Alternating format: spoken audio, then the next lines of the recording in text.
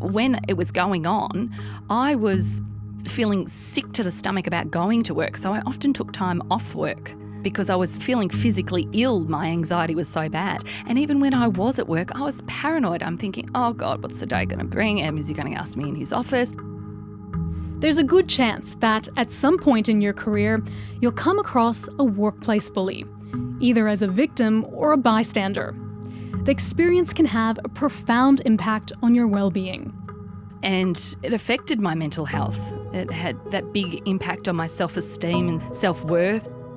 Hi, I'm Sana Kadar, and today on All in the Mind, workplace bullies, corporate psychopaths, and what motivates them. According to Beyond Blue, about 1 in 2 Australian employees will experience bullying at some point in their careers.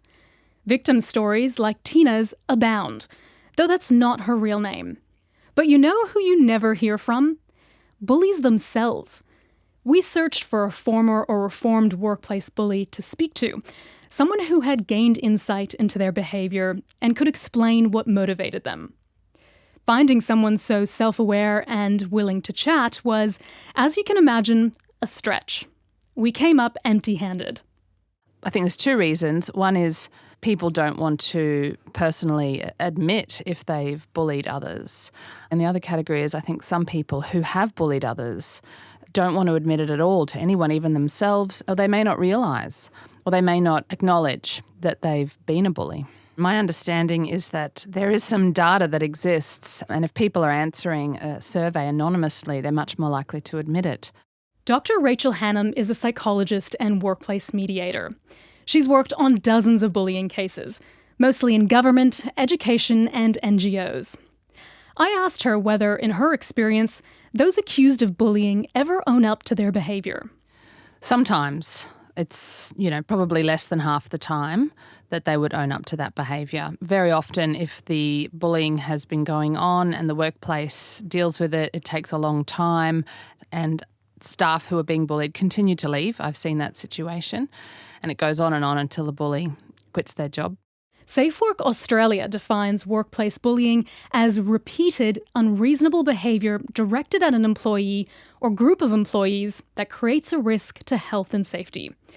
Repeated is the key word here. One-off incidents don't count. Tina's experience was especially harrowing because it began with sexual harassment. It's had a lasting impact on her career and mental health.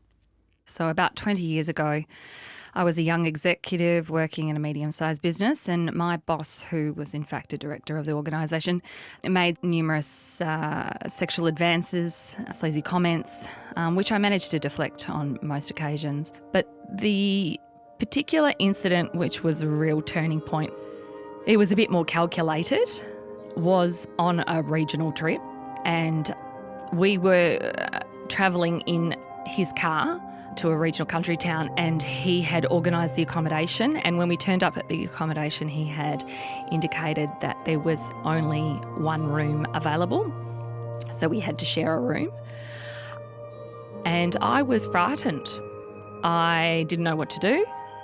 I was in a country town and I felt completely powerless. I was cornered. And, I had to just go along with what happened. And it wasn't by choice. I felt cornered. I really felt cornered. And it was totally against my moral compass. I just had to let him take advantage of me.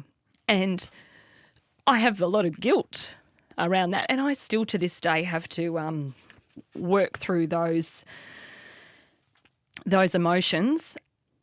It had a massive impact on my self-esteem and self-worth because I started to sort of, question myself. After that trip, Tina avoided being alone with her boss and shut down any advances. That's when his behaviour switched to bullying. So from that point on, he then excluded me from various meetings and emails and often gaslighted me. So he'd humiliate me in meetings in front of other colleagues about particular tasks that I supposedly hadn't completed, and really led me to believe that I'd overlooked something. But when I looked deeper, I found that I was actually never included in a lot of those emails or tasks or meetings in the first place. So after about 12 months or so of this behaviour, he called me into his office and told me my position had been made redundant and that there wasn't any other position available for me within the business. That's awful. How did you feel at that point? So when I look back now, a redundancy was a good outcome, but at the time it was a real insult to injury. You know, those that have ever been made redundant will understand that it really makes you question your ability and worth. And I was already broken.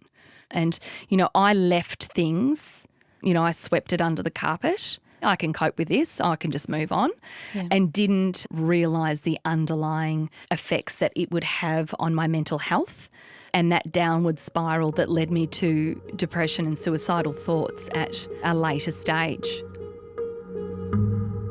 The way Tina was treated is appalling, but sadly it isn't unique, though not all cases of bullying overlap with sexual harassment. And while bullying can have a profound impact on victims and their mental health, it also poses a cost to business and the economy.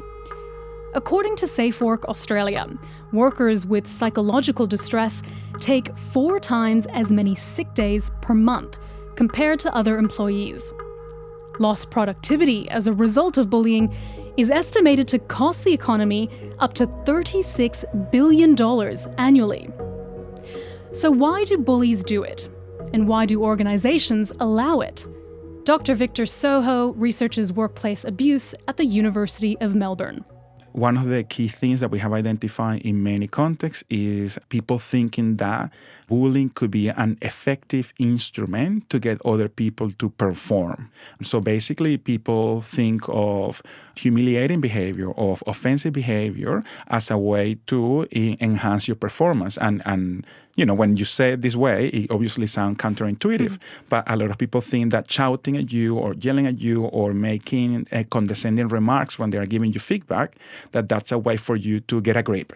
When in fact, if people are not really explaining to you what you did wrong or how to do things better, obviously the humiliation and the condescension are not going to help.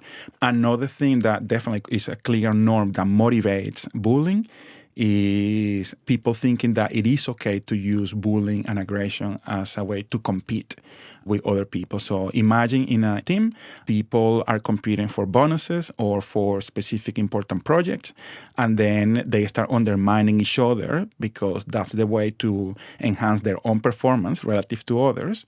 Then there are other elements that we wouldn't think of them as motivating factors for abuse, but more as enabling conditions for abuse. So you could think about how tolerant the organization is for abuse. And we could think of tolerance in 2 ways, in terms of what processes or practices are in place to manage any incident of abuse. So if there are clear policies, if people could go on the intranet of the organization and look at the policy and see what is going to happen if somebody behaves inappropriately, if we have noticed in the past that there is a clear reporting mechanism that people follow through and an independent investigation. So all of these things tell you that structurally, we don't tolerate abuse in this organization. And at the same time, you have another component that could be thought of as being softer, which is how leaders behave. So do leaders make clear public statements of support for respectful behavior at work? Do leaders call out inappropriate behavior even when they think it's on the lower intensity side of the behavior? So what kinds of workplaces in particular enable bullying, and what kinds are effective at preventing it? From the research, what we know is work environments that are hyper-competitive. So where people have to compete all the time for very large rewards. So we're talking about 2 different factors here that are closely related. So hyper-competition is one of them. And the other one is when the reward system that have been put in place mean that if you don't get the highest possible reward, you typically get nothing.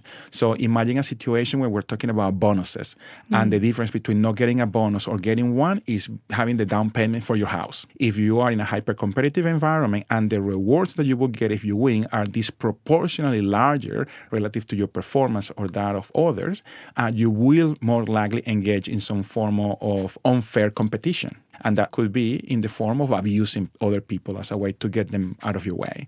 And we know that power disparity could be a massive factor here. So in organizations where your supervisor has a lot of power disproportionate to yours, and by power we mean, not only access to resources, but the capacity to make arbitrary decisions without having to explain themselves, that could have a large impact on your career.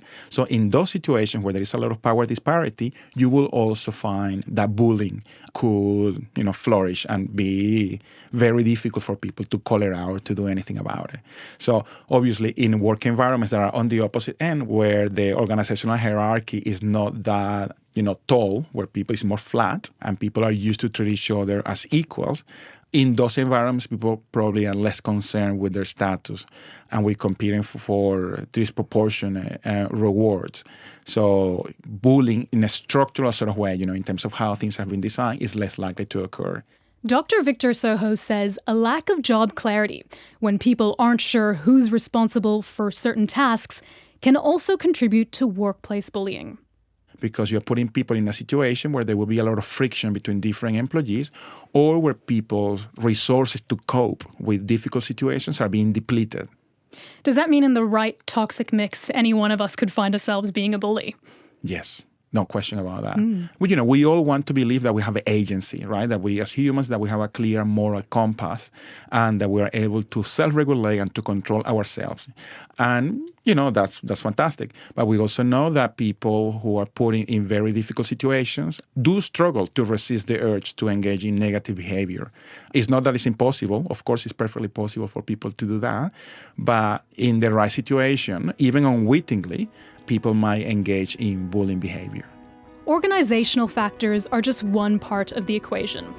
Personality plays a role in whether a person is inclined to bully too. Here's Dr. Victor Soho again. We know that there are many structural aspects of organizations and institutions who appear to be the key drivers of bullying. However, people have also identified some personality traits or personality characteristics that are related to displaying bullying behavior. One of them is the trait of honesty, humility.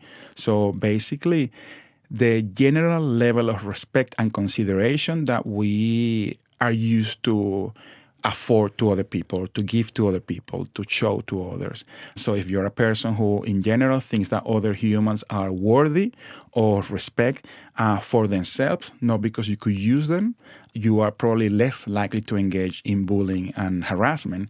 However, if you think of other people as instruments to an end, and to the point that it is a pathological way of thinking, so you could imagine the classic narcissistic personality or the classic psychopathic personality, which is a very extreme, quite rare also event. But these sort of personalities typically would display behavior that is quite inconsiderate, in relation to other people. When we talk about the psychopath or the narcissist, these are events of lower probability in an organization, and that wouldn't be able to explain the massive rate of bullying that we have observed. There are two other personality traits that we know are related to bullying. One of them is low conscientiousness and high neuroticism. So basically, low conscientiousness have to do with people who are disorganized, who cannot plan properly, who struggle to set clear goals, for themselves and other people, and to follow rules. And people who are high in neuroticism are those who are more likely to experience negative affect and negative emotions, and also who are emotionally unstable. Okay, so they could have mood swings. So if you're a boss, and we know that bullying, unfortunately, at least 2/3 of the bullying incidents are from a supervisor towards an employee. But if you're a boss who is disorganized, who struggles to set clear goals, who doesn't know how to explain to somebody else how to follow a process, probably you will struggle also to delegate tasks to people. And what's going to happen in that situation is that you are going to poorly structure a task that you are delegating. The employee might fail at the task because they didn't know what success looked like in that situation. And then you will have to find yourself in the situation of explaining to them what went wrong. But if you have struggled to articulate the task in the first place, you probably will also struggle to give them feedback. And if on top of that you are prone to experiencing negative emotions, you could see how this will put you in an interpersonal situation where you, instead of giving proper feedback, you will end up humiliating or being offensive to your employee. Mm-hmm. What about a personality type that's passive-aggressive? Can they be a type of bully by ignoring people? Yes, absolutely. In fact, bullying, ignoring people is a very common form of bullying, okay? And it is problematic because remember that you're in a work environment, right? You need to communicate with people to be able to be effective at your job, but also psychological isolation is quite psychologically debilitating for people. So having to deal with somebody who constantly ignores you in meetings or who excludes you from emails when they are sending information that it's important for you to complete your task, it could have a large effect on your safety and health. How much of an overlap is there between sexual harassment and bullying or racism and bullying? Do those behaviors tend to go hand in hand? Yeah. Unfortunately, again, they do. So we know that there is a strong correlation between incivility, which is low intensity, high frequency, negative interpersonal interactions where there is no clarity if the person is trying to harm you or not. So that is related to bullying. That is also related to harassment, racial harassment and sexual harassment. Actually, bullying, a lot of the time, is manifest in a gender way or in a racist way. These things are related. And so for the victims of workplace bullies and even bystanders, what do we know about the impact that bullying has on them in the workplace? Well, the impact of bullying on people's well-being, performance, on the whole organization, actually, and productivity, is quite severe. So we know that bullying, at least the research is clear about the impact of bullying on anxiety, depression, PTSD. So all of them increase when people are experiencing bullying or exposed to bullying. In the specific case of depression, we also know that bullying is related to suicidal ideation, okay, to suicidal thoughts. So we have enough research to be able to say that. Unfortunately, we don't have enough research to be able to see clearly what correlation or what association might be between bullying and actual suicide. Obviously, it is related to lower job satisfaction, to lower organizational commitment. People typically want to leave work environments where they have been personally bullied or where they have seen other people being bullied. It's interesting. Sometimes it doesn't matter if you're not the target, but if somebody else around you is being bullied and you saw that nobody did anything about this situation, that's enough, okay, to have an impact on your own well-being and to also make you want to leave the organization. While Dr. Soho's research focuses primarily on the organisational factors that cause workplace bullying, others look more closely at personality. And if you've read or seen much coverage of workplace bullying, at some point you'll come across the term corporate psychopaths. Have you ever had a boss and thought, you know what, that boss is a psychopath? Yes! Crazy! There's a growing realisation psychopaths are thriving in today's workplace. According to the textbooks, every large company has them. Clive Boddy is a professor of management at the University of Tasmania.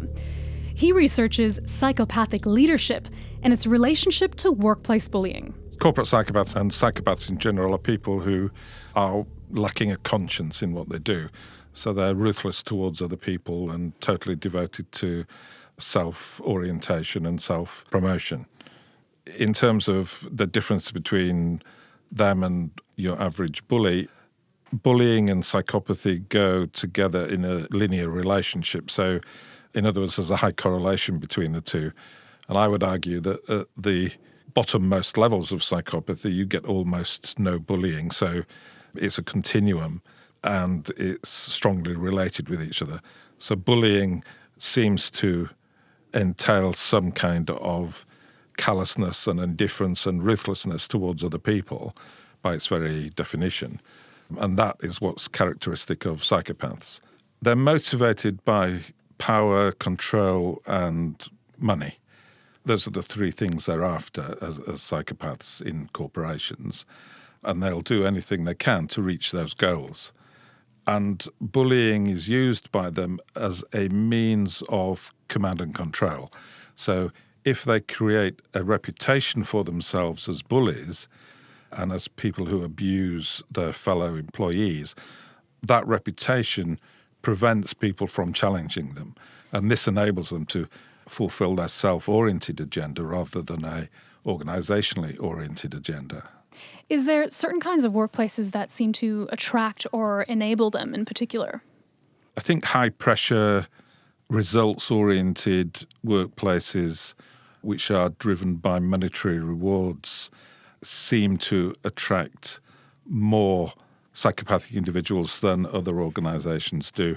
There's very little research to back this up, but some studies have found that the highest incidence of average psychopathy is among CEOs and lawyers, and the lowest incidence of average psychopathy is among people in the caring professions, nurses, beauticians, people who work in care homes. If you're oriented towards helping other people, then that means you are selfless rather than self-centred. Whereas if you're after money and rewards, then you go into things like corporate banking. I think in some organisations this sort of behaviour becomes culturally acceptable over time. So that if you ask somebody in a highly intense corporate banking situation, are you bullied? They'd probably say no. But if you ask them, have you been ridiculed by your supervisor in the past week, which is an element of bullying, they may well say yes. But they're so used to it, it's so common, it's so widespread, that they cease to think of it as bullying, whereas actually it is. There's a lot of criticism around the label corporate psychopath, that it contributes to the stigma around mental health, especially as it's a label ascribed to others without a formal diagnosis. So how do you go about doing your research? Well, I use other reports of behaviour. So I ask people to write their current manager on a variety of behavioural measures, including a measure of what is essentially primary psychopathy, or corporate psychopathy as I call it.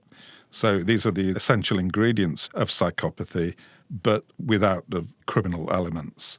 So some measures of psychopathy have things like recidivism in them, whereas successful psychopaths seem to be able to avoid contact with legal authorities, and therefore they have a clean background, a non-criminal background. These are the ones that do well in organisational settings. And do you have a response to people who do have criticism of the label for corporate psychopaths?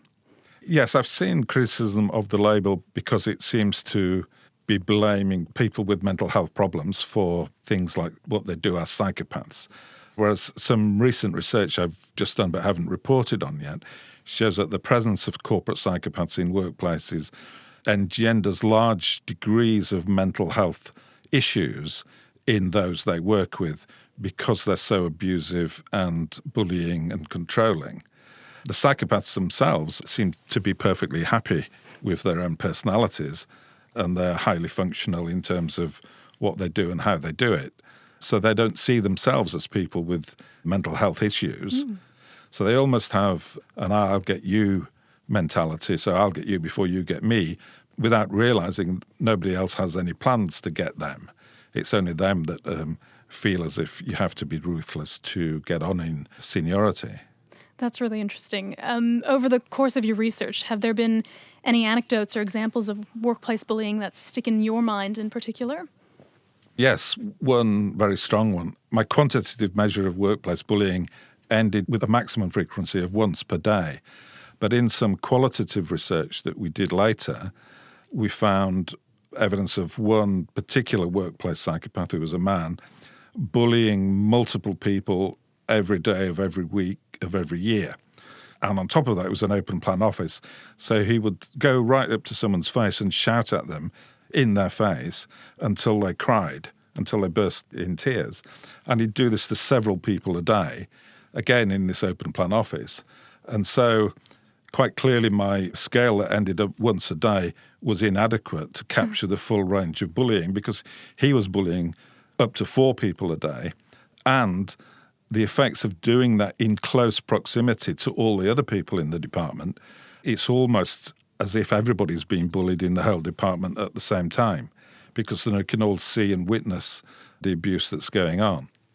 Given that people with psychopathy are said to make up about 1% of the population, how common are they actually in the workplace? Well, there's no reason to believe that they're not around 1%. The problem is that because they are good at upward impression management skills, and they're good at claiming the work of others that they haven't really done themselves, and they're good at lying about their qualifications and experience, and they don't get flustered because of their lack of emotional response, they're good at getting hired in the first place and also good at getting promoted. So the evidence is that the higher you go, the more psychopathic people are, and the more psychopaths that there are at the top of the organisation. I mean, the only real evidence we've got is something like 1% at the bottom and 4% at the top of organisations.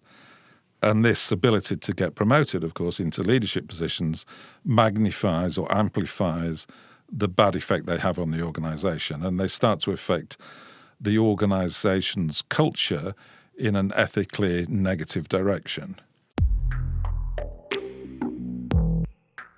So, can bullying ever really be stamped out? Dr. Victor Soho. I think it is perfectly possible to reduce the prevalence of bullying. We do see a lot of variability in the prevalence of bullying, across organizations and across economic sectors and across different kind of jobs. So if that's the case, so if there are organizations and industries and jobs where harassment and bullying is less prevalent, that means that it is possible to create situations where these events are less likely to occur. And we have plenty of evidence about this. What we need to do is to use the evidence that we already have about which factors create these disparities and start creating environments where bullying is less likely to occur. Workplace mediator Dr. Rachel Hannam has a slightly different take. Look, I think if we're realistic, it'll never be fully stamped out. Look at human history, look at every culture across time. There's always been abuses of power everywhere. I think raising awareness, public education and organisational education programs have helped to some extent, but humans are so capable of change as well. If they weren't, I wouldn't continue to be a psychologist. I know that they are, and I have seen it. I've seen people who've behaved badly, whether it's in the workplace or in their marriage or in a family, and they have hit rock bottom, which is often, not always, but often what it takes, hitting some sort of rock bottom where people wake up and have a realisation, quickly or slowly, I can't keep doing this. So I never, I never give up on anybody. As for Tina, her experience has motivated her to try and help others. She now works for an anti-bullying organisation. My struggle and experiences has created an incredible strength and passion now for me to create education and awareness and better understand why it occurs and how we can reduce its prevalence. I still see a psychologist today, and to this day I do work daily on my own self-worth and work on that internal critic. And I'm not ashamed to talk about that. It's been the best thing for me, and it makes me a better person. And ultimately, that's the end goal, for me to be the best version of myself. That's all in the mind for this week. Thanks to producer Diane Dean and sound engineer Martin Peralta. Thanks also to Bully Zero, an organisation that works to reduce and prevent bullying through education and awareness programs. There's more information on our website. I'm Sana Kadar. Thanks for listening. Catch you next week.